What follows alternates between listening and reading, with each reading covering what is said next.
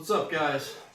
So today I'm gonna try to take this YouTube channel and send it in a different direction. I mainly do body work.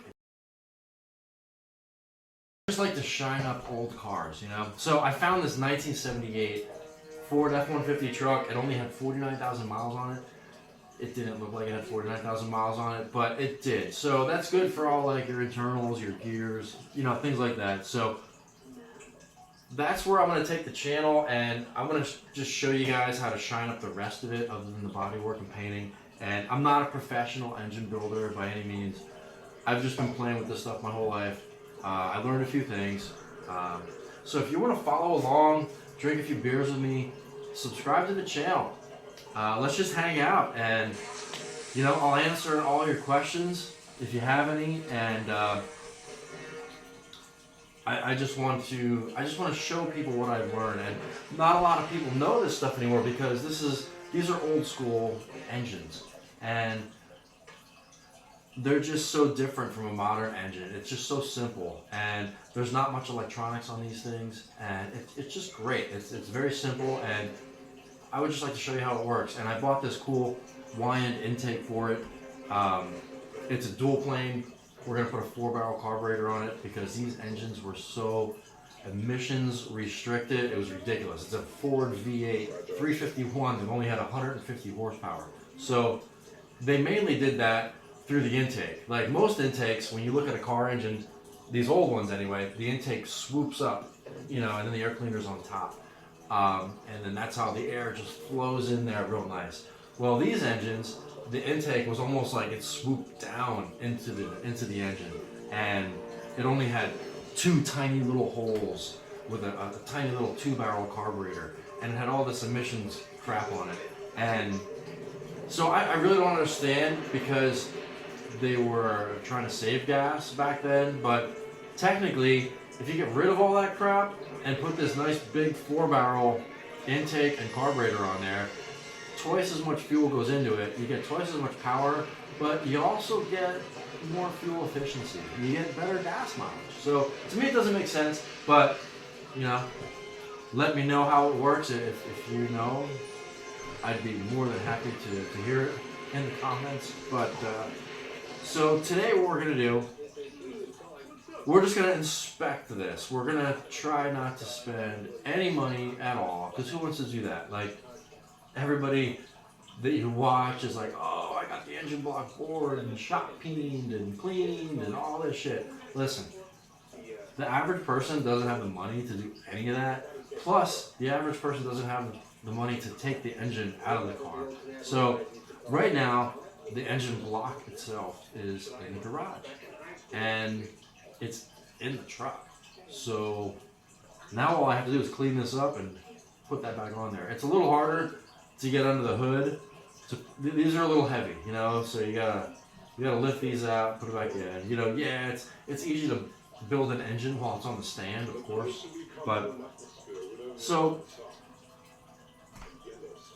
we're gonna get started here, and I'm just gonna start taking stuff apart, and I'm just gonna start talking, and hopefully you guys like what I say, and maybe I'll get some subscribers out of this. I don't know. But I'm just going to be watching a movie in the background. I love old classic movies. Childhood movies, like the motivational stuff. You know, Rocky, Rambo, Terminator. Like, kind of feel bad for the kids today. They don't have any of that stuff. Maybe the world is the way it is because of that. We grew up in the best era. I believe anyway. But anyway, lots of Miller Lights today, and we're just going to start taking this thing apart. So, cheers to you guys, and let's do this.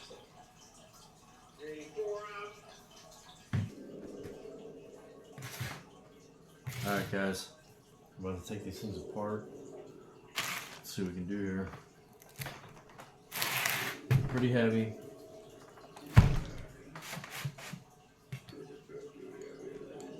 So what you gotta do, you gotta take this tool right here, and you're gonna hook this, the bottom part, on the bottom part of the spring, and then this top part is gonna ride up here. You gotta leave a space in between, because these are the keepers, you're trying to get them out. So if this is too far to the left or right, it's going to get stuck. So you get this on there and you make sure it's straight up and down. Okay? You just put a little tension on it. It's easy to put the first tension on it, but as the spring compresses, this gets really hard to turn. So I welded a nut on the top. And what we're going to do, now we're going to turn this. Something popped, I'm not sure what that was, but you turn this to where it's just tight. So you don't want the spring flying out. So here's the issue with this one. Even though, yeah, okay, so the spring was compressed, but it was just stuck. So now it goes up and down, but your valve is still stuck in there. So what I like to do, just grab your head, lift it up, and then just put this underneath the valve. See how this is, I don't know if you can see it there, but see this moving up and down? So put the wrench here and just lay that on the table, and now it doesn't move up and down anymore. So jiggle it. If it still doesn't come out, you gotta get a hammer and a little something little to hit it here. And you just want to put this piece like right here on the edge of this, and normally I would do it in my direction, but so nothing happened. Nothing happened again. Usually it doesn't take much.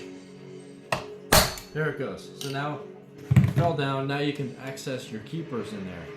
The keepers are right here, and you get a little magnet, and you just stick the magnet in there, jiggle it around a little. Usually they come right out, but these are not coming right out.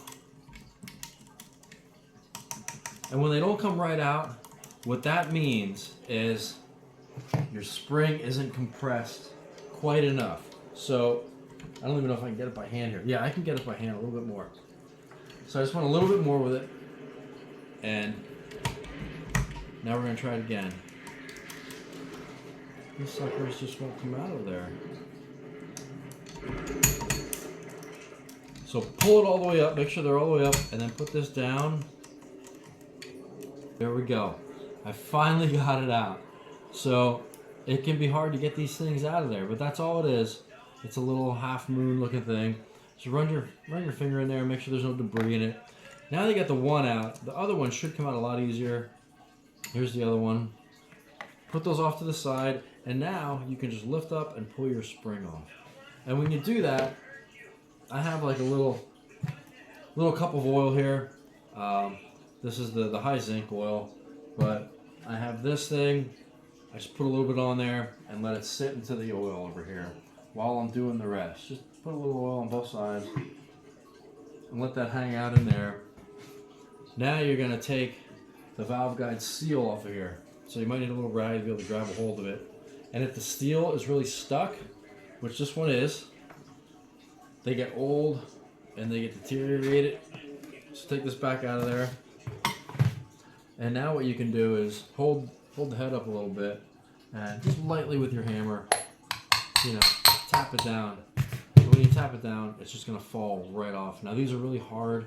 This one actually has a little chunk out of it there. Not sure if you can see it, but so this piece of debris is in the engine somewhere. So when you take off the oil pan and drain all the oil out, that little piece should come out.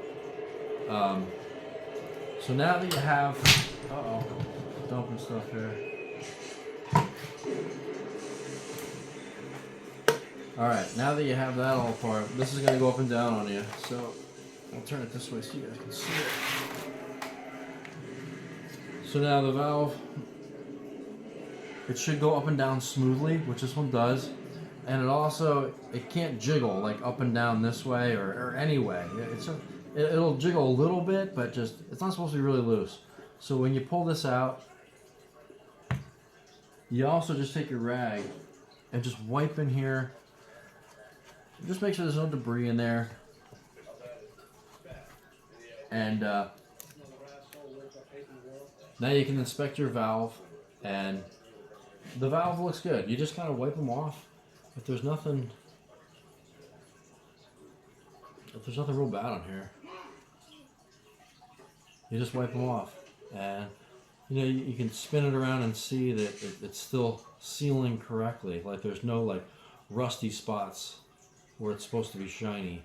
That's a good indication that it's not sealing up correctly. But if you do have any stuff on it, you just kind of take a scraper and, you know, as you're turning it, you can scrape it, and stuff is going to come off of here. You know, you're going to have your carbon and all that, but, you know, this one wasn't too bad. So the microfibers are great for this because they kind of just, they grab all that dirt. So after inspecting everything, everything looks good. The valve looks good. This is where your keeper goes in right there, all those little slots up top. But so now you just take a little bit of oil.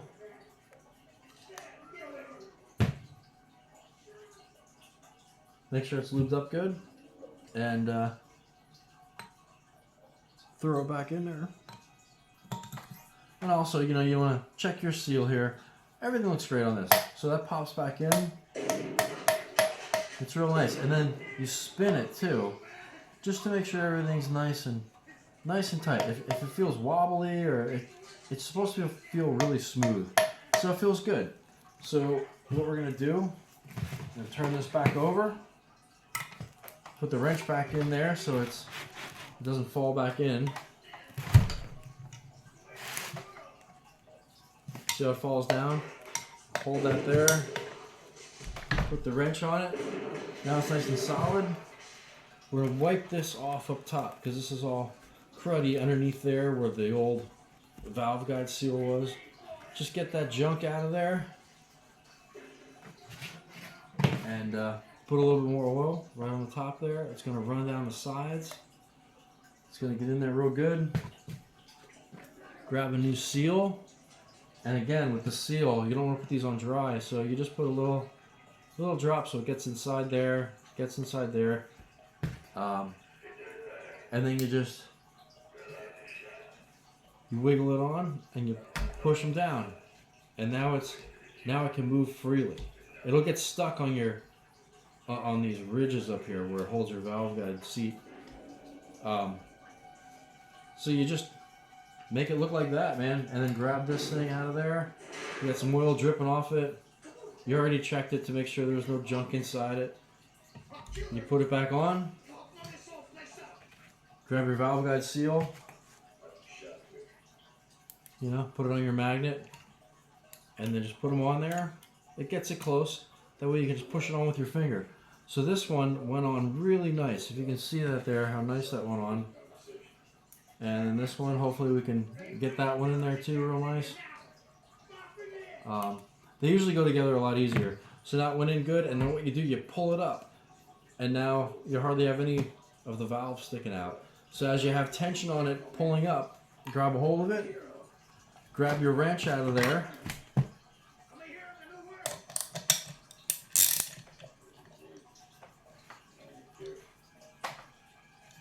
Take the tension off of it.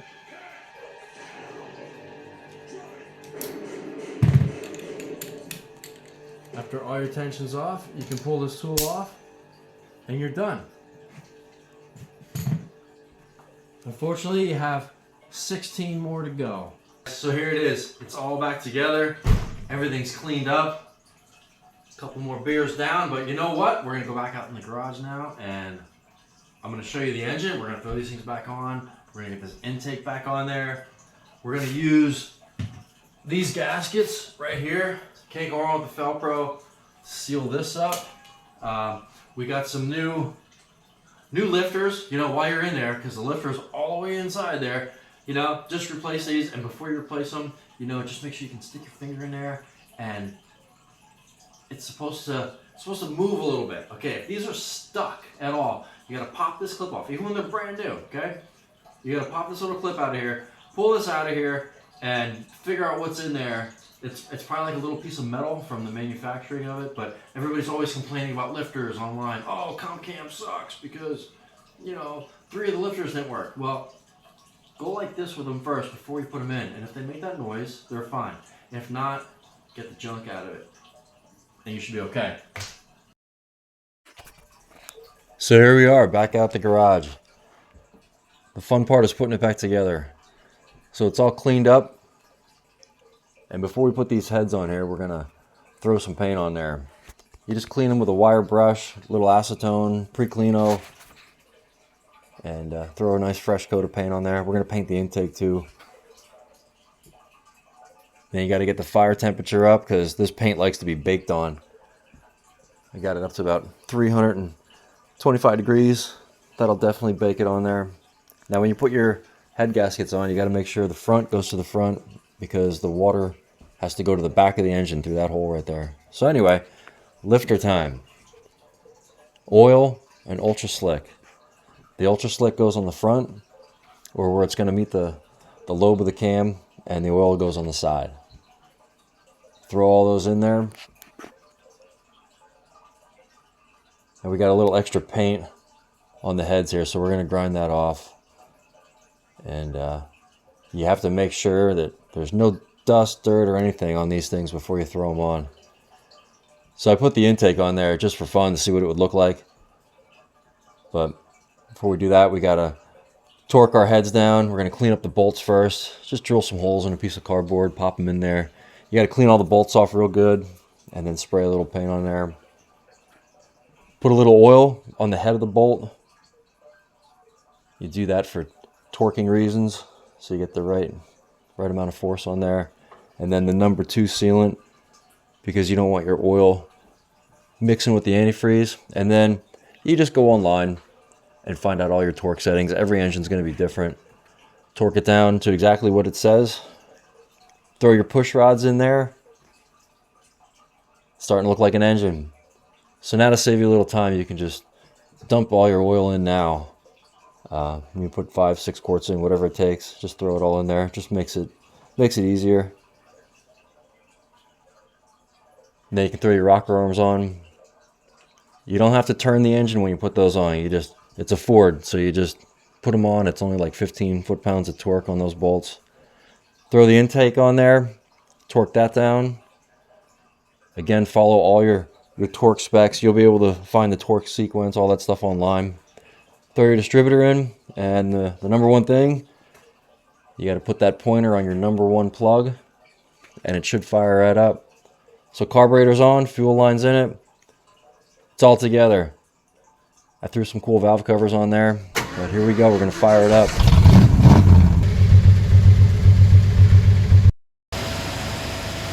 This is a cold start here. We got some pretty decent oil pressure at cold, and this is it. After a couple minutes, it's warming up a little bit. Looks like about 160 there. We still got almost 30 psi of oil pressure. Choke's still on.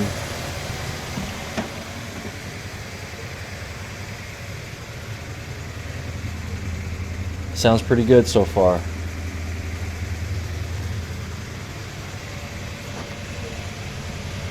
The RPMs are about 1500 right now.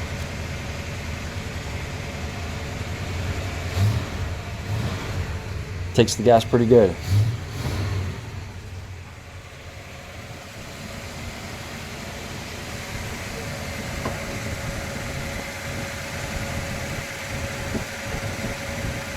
It'll be up to temperature any minute here.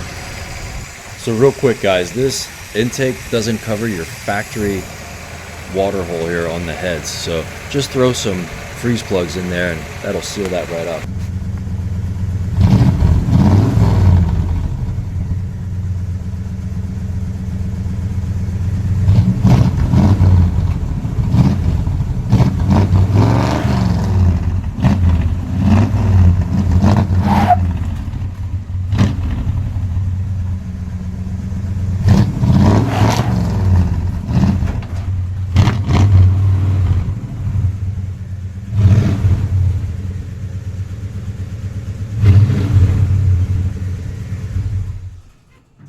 That's about all the fun I can have with it for now, but it sure does sound pretty nice. Thanks for watching the video, everybody. We'll see you next time. All right, I'll say it works.